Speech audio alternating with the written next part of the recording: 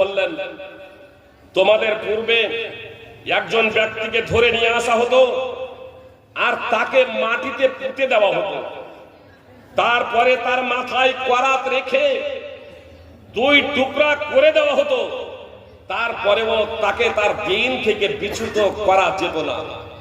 একজন ব্যক্তিকে ধরে মাটিতে পুঁতে দেওয়া হতো, তার মাথায় করাত রেখে 2 টুকরা করে দেওয়া হতো, তারপরেও তাকে দিন থেকে বিচ্যুত করা যেত না, তাকে দিন থেকে সরানো যেত না। একজন ব্যক্তিকে লোহার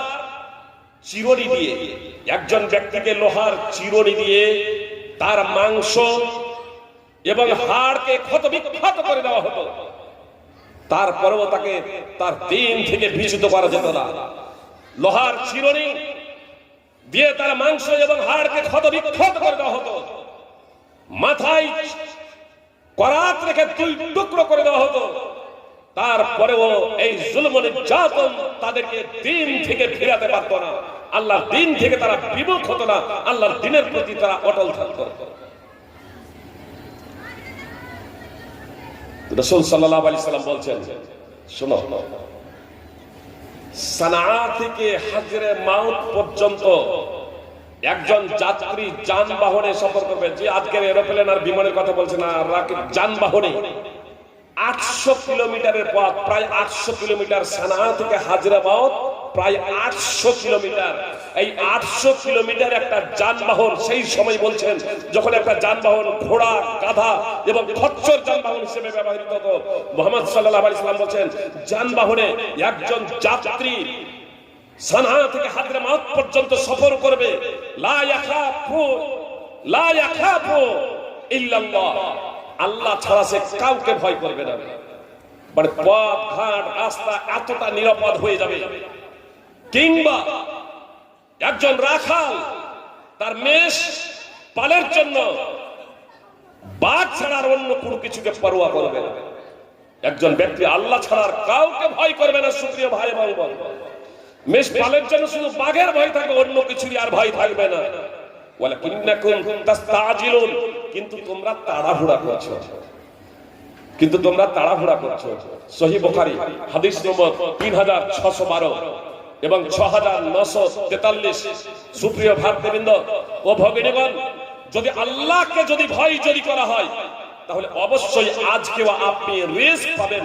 জেনে রাখুন, আপনার মুকাদ্দারে যা কিছু লেখা নাই, খুব সাধারণ ভাবে বলি, তাই এবার খুব বেশি নেই, কপালে যা লেখা নাই তা ঘটতে পারে না। কপালের যে বিপদ আপদ লেখা নাই, সেই বিপদ আপদ আপনাকে আসতে পারে না। কপালে যা বিপদ আপদ লেখা নাই তা আসতে পারে না। আপনার কপালে একটা দানা বাকি থাকতে আপনার মৃত্যু হতে পারে না, আর একটা দানা আপনাকে কেউ বেশি খাওয়াতে পারে না। তাহলে আপনি এত ভীত এবং সন্ত্রস্ত কেন? আপনি এত দুনিয়া পাগল কেন? আপনি দিন বিমুখ কেন? হারামের পথে ছুটে চলেছেন কেন?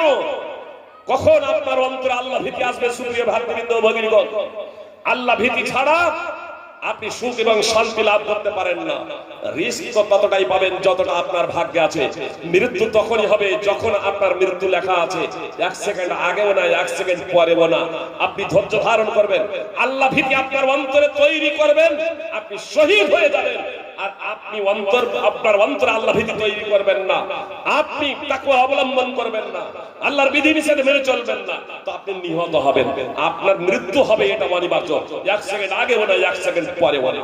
খুবাইব বিন আদি রাদিয়াল্লাহু তাআলা আনহু, দেখুন কিভাবে রিস্ক। খুবাইব রাদিয়াল্লাহু তাআলা আনহু তিনি একদা বন্দী হলেন। হারিস বিন আমিরের সন্তানেরা তাকে কিনে নিয়েছিল। কেন কিনে নিয়েছিল জানেন? হত্যা করবে। তার কারণ এই খুবাইব রাদিয়াল্লাহু তাআলা আনহু হারিস বিন আমিরকে হত্যা করেছিলেন বদর প্রান্তে। বদরে মুশরিকদের সাথে মুহাম্মদ সাল্লাল্লাহু আলাইহি সাল্লামকে হত্যা করার জন্য বদরে এসেছিল এই হারিস বিন আমির। মুহাম্মদ সাল্লাল্লাহু আলাইহি সাল্লামকে হত্যা করার জন্য, ইসলামকে পৃথিবীর বুক থেকে মুছে দেওয়ার জন্য। আর খুবাইব রাদিয়াল্লাহু তাআলা আনহু বদরে অংশগ্রহণ করে বীর বিক্রমে লড়াই করে মুহাম্মদ সাল্লাল্লাহু আলাইহি সাল্লামের হেফাজত করত এই হারিস বিন আমিরকে হত্যা করে দিয়েছিলেন। এবার যখন হারিসের সন্তানেরা দেখলো যে খুবাইব বন্দী অবস্থায় বাজারে বিক্রিত তখন তারা কিনে নিল তাকে হত্যা করার জন্য। খুবাইব রাদিয়াল্লাহু তাআলা আনহু ভীত এবং সন্ত্রস্ত ছিলেন না। একজন মুসলিম আসলে মৃত্যুকে দেখে তখন কোনো পরোয়াই করে না। তার কারণ তিনি জানেন যে নির্ধারিত সময়ে মৃত্যু হবে, 1 সেকেন্ড আগেও না 1 সেকেন্ড পরেও না, 1 সেকেন্ড আগেও না 1 সেকেন্ড পরেও না। আর রিস্ক যেটা মুকদ্দারে লেখা আছে, কপালে লেখা আছে, সেটা আসবে। কিভাবে আসবে জানেন? নবী সাল্লাল্লাহু আলাইহি ওয়াসাল্লাম বলেন, সিলসিলা সহিহ হাদিস সহিহ, নবী সাল্লাল্লাহু আলাইহি ওয়াসাল্লাম বলেন, লাউ আন্না ইবনা আদম হারাবা মিন রিজকিহি কামা ইয়াহরাবু মিনাল মাউত লা ইউদরিকুহু রিজকুহু কামা ইউদরিকুহুল মাউত। আদম সন্তান যদি তার রিজক থেকে পলায়ন করে, আদমের সন্তান তথা মানুষ যদি তার ভাগ্যে যেটা খাদ্য আছে সেই খাদ্য থেকে পালায়, যেমন মৃত্যুকে দেখে পালায়, যেমন মৃত্যুকে দেখে ভয় করে, তো মুহাম্মদ সাল্লাল্লাহু আলাইহি সাল্লাম বলছেন যে খাদ্য তাকে টানবে, খাদ্য তাকে টানবে, খাদ্য তার পেটে যাবে যেমন মৃত্যু তাকে গ্রাস করবে। ভাগ্যে যতটা খাদ্য আছে একটা দানা থাকতে আপনার মৃত্যু হবে না। খুবাইব রাদিয়াল্লাহু তাআলা আনহুকে বন্দী করেছে, হত্যা করবে হারিসের সন্তানেরা। খুবাইব রাদিয়াল্লাহু তাআলা আনহু বললেন, যখন আমাকে হত্যা করবে একটু অ্যাডভান্স জানিয়ে দেবে, জি প্রস্তুত হয়ে যাওয়ার জন্য। খুবাইব রাদিয়াল্লাহু তাআলা আনহুকে খুবাইব রাদিয়াল্লাহু তাআলা আনহুর হত্যার সময় চলে এলো। খুবাইব রাদিয়াল্লাহু তাআলা আনহু হারিসের মেয়েকে বলল যে একখানা হুর দিবেন আমাকে খবর কার্য সম্পাদনের জন্য, আল্লাহর সাথে সাক্ষাৎ করব পরিষ্কার পরিচ্ছন্ন হয়ে। হারিসের মেয়ে ওয়া মুসলিম মুশরিকা, সে একখানা খুর দিয়ে দিয়েছে খুবাইবকে। আর তার অজান্তেই ওই মহিলার একটা বাচ্চা খুবাইবের কাছে এসে উপস্থিত। খুবাইব তখন বাচ্চাটাকে নিজের উরুর উপরে বসিয়ে দিয়েছে। ওই মহিলা এই দৃশ্য দেখে তার অবস্থা অত্যন্ত শোচনীয়, তার চোখে মুখে আতঙ্কের ছাপ। সুপ্রিয় ভাতৃবৃন্দ, ভগবান আপনারা জানেন যে অপরাধী বলছি, যদি কোনো ব্যক্তিকে হত্যা করা হয়, যদি কোনো ব্যক্তিকে হত্যা করবে এটা জানানো হয়, আর তারপরে যাকে হত্যা করা হবে তার কাছে যদি তাদের কোনো বাচ্চা সন্তান ছেলে মেয়ে যদি চলে যায় যারা তাকে হত্যা করবে, তাহলে যাকে হত্যা করবে সে কি সাধারণভাবে ওই ছেলেগুলোকে ছেড়ে দেবে? বোঝার প্রচেষ্টা করো। মনে করুন আমাকে কেউ বলল হত্যা করব, বুঝতে পেরেছেন, আমাকে বেঁধে রেখেছে হত্যা করার জন্য।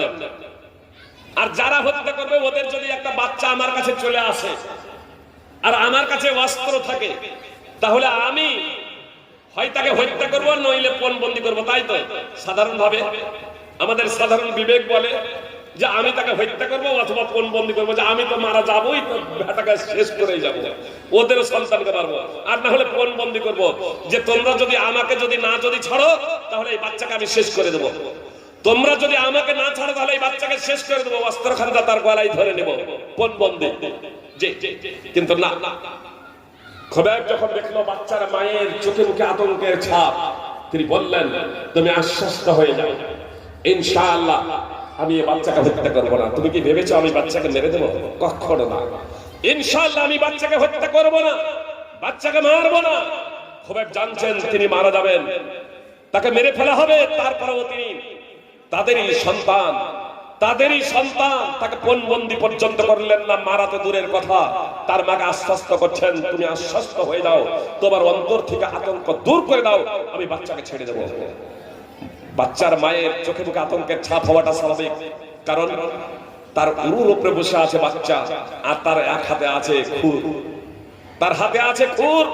আর তার উরুতে বাচ্চা। খুবাইব রাদিয়াল্লাহু তাআলা আনহু আশ্বস্ত প্রদান করলেন ইনশাআল্লাহ আমি বাচ্চাকে মারবো না, হত্যা করবো না, তোমার অন্তর থেকে আতঙ্ক তুমি দূর করে দাও, বাচ্চা ছেড়ে দিলেন। ওই বাচ্চার মা বলছে, কথার প্রতি মনোযোগ দেবেন, বাচ্চার মা বলছে আল্লাহর কসম করে বলছি খুবাইবের মতো ভালো মানুষ আমি দেখিনি। আপনারা মনে মনে ভাববেন বা সবাই ভাববে যে বাচ্চাকে যখন মারলো না তো ভালো তো হবেই, শুধু এতটুকু ভালো নয়, এটা তো ভালোই। আগেই বলেছি আপনাদের আবেগে কোনো কিছু করা যে করে দেয় সে মুসলমান না, আচার ব্যবহার তার কত ভালো, জেনে বুঝে সবকিছু করবে। নবী সাল্লাল্লাহু আলাইহি সাল্লাম যখন যুদ্ধে সাহাবাদের পাঠাতেন তখন বলতেন, বাচ্চাকে শিশুকে হত্যা করবে না, বৃদ্ধ বৃদ্ধাকে হত্যা করবে না, নারীদেরকে হত্যা করবে না, গাছ উপড়ে ফেলবে না। এই নির্দেশনা দিতেন। জি, আপনার সন্ত্রাসী জঙ্গি নির্মূল করতে গিয়ে রাসূল সাল্লাল্লাহু আলাইহি সাল্লাম সাহাবাদেরকে নির্দেশ দিতেন, বাচ্চা কুচিকাকে তোমরা হত্যা করবে না। এরা হচ্ছে নিরপরাধের কোনো অপরাধ নাই। খুবাইব রাদিয়াল্লাহু তাআলা আনহুর উরুতে আছে এখন বাচ্চা, তিনি ছেড়ে দিলেন।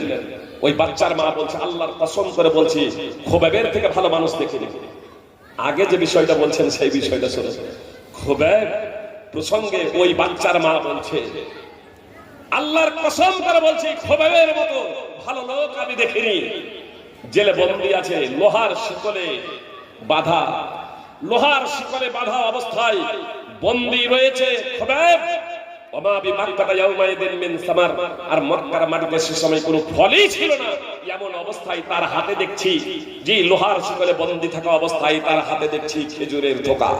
খেজুরের থোকা থেকে তিনি ছিঁড়ে ছিঁড়ে ফল খাচ্ছেন, খেজুরের থোকা থেকে ছিঁড়ে ছিঁড়ে ফল খাচ্ছেন।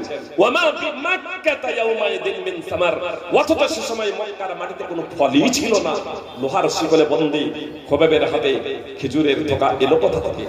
কে বলছে? স্বয়ং একজন মুসলমান বাচ্চার মা বলছে, আল্লাহর কসম করে বলছি, আগেই বলেছি আল্লাহর কসম করছি বলে এটা ভাববেন না যে সে মুসলমান ছিল।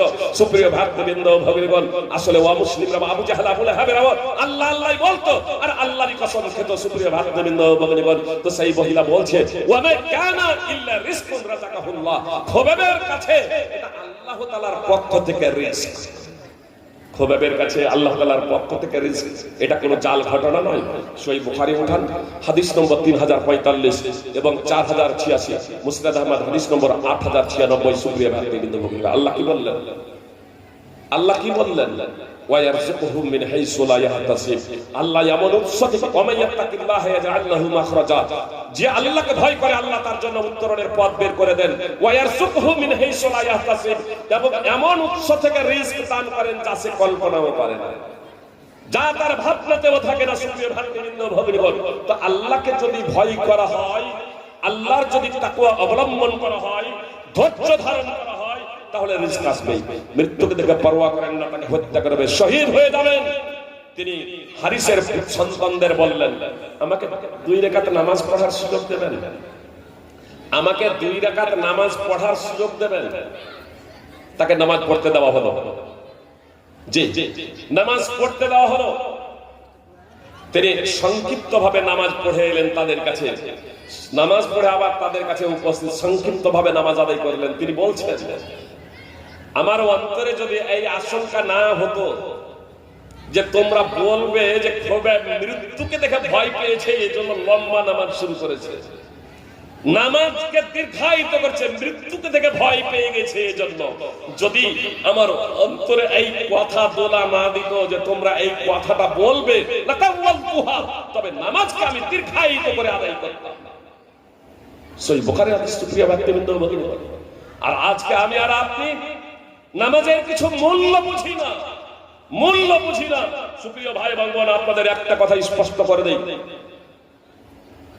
তাকওয়া অবলম্বনের কথা যে আল্লাহ তাআলা বললেন, জেনে রাখবেন, নামাজ ছাড়া, 5 ওয়াক্তের নামাজ ছাড়া তাকওয়া অবলম্বন সম্ভব নয়।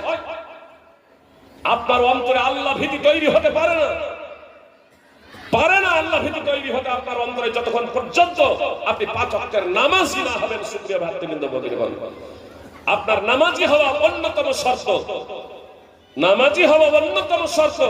এজন্য আমাকে আপনাকে নামাজ পড়তেই হবে। আর আসলে আমরা নামাজটাও বুঝি না। এই পরিস্থিতি আমাদের করণীয় কি? সুপ্রিয় ভক্তবৃন্দ, আমি বলেছি ধৈর্য ধারণ করতে হবে এবং তাকওয়া অবলম্বন করতে হবে, আল্লাহ ভীতি অর্জন করতে হবে। এই আল্লাহ ভীতি ছাড়া, আপনার ধৈর্য ছাড়া মুক্তি পাওয়া অসম্ভব। আমি যদি ধৈর্য ধারণ করি, আপনি যদি ধৈর্য ধারণ করেন এবং তাকওয়া অবলম্বন করেন, আল্লাহ তাআলার বিধিনিষেধ মেনে যদি চলেন, তাহলে ইনশাআল্লাহ আজকে যে নানা সমস্যার সম্মুখীন আছেন, এই সমস্যা থেকে পরিত্রাণ পেয়ে যাবেন। মুহাম্মদ সাল্লাল্লাহু আলাইহি সাল্লাম বলেছেন, আবু হুরায়রা রাদিয়াল্লাহু তাআলা আনহু বর্ণনাকারী, বাদিরু বিল আমালি ফিতানান কাকাদাইল লাইলি মুসলিম, ফিতনা অন্ধকার রাতের নেই, ফিতনা সমূহ আগমনের আগেই তোমরা কর্মের প্রতি তৎপর হয়ে যাও। অন্ধকার রাতের নেই, ফিতনা সমূহ আগমনের পূর্বেই তোমরা কর্মের প্রতি তৎপর হয়ে যাও, কোরআন এবং সুন্নাহকে বাস্তবায়ন করো। ইউসবিহুর রাজুলু মুমিনা ওয়া ইউমসি কাফিরা, একটা মানুষ সকালে যদি ঈমানদার হয় সন্ধ্যায় কাফির হয়ে যাবে। ওয়া ইউমসি মুমিনা আও ইউমসি মুমিনা ওয়া ইউসবিহু কাফিরা, সন্ধ্যায় যদি কেউ মুমিন থাকে তাহলে সে সকালে কাফির হয়ে যাবে। ওয়া ইয়াবিউ দীনহু বিআরাদিন মিনাদ দুনিয়া, এবং সে দ্বীনকে বিক্রি করবে পার্থিব ধন দৌলতের বিনিময়ে, পার্থিব সামগ্রীর বিনিময়ে, দুনিয়ার লোভে, দুনিয়ার বিনিময়ে, দুনিয়ার সম্পদের বিনিময়ে দ্বীন ধর্মকে বিক্রি করে দেবে। সুপ্রিয় ভাতৃবৃন্দ, ভগ্নীগণ, বলা যেতে পারে আজকে এই যুগে আমরা পদার্পণ করেছি। পরিত্রাণে সহিহ মুসলিমের হাদিস নম্বর 118, সুনানে তিরমিজি হাদিস নম্বর 2195। এজন্য আমাদেরকে ঘুমিয়ে থাকলে আর হবে না, আমাদের জাগ্রত হতে হবে, আমাদের জাগ্রত হতে হবে। আল্লাহর নবী সাল্লাল্লাহু আলাইহি ওয়াসাল্লাম বলেন, হুদায়ফা রাদিয়াল্লাহু তাআলা আনহু সূত্রে বর্ণিত,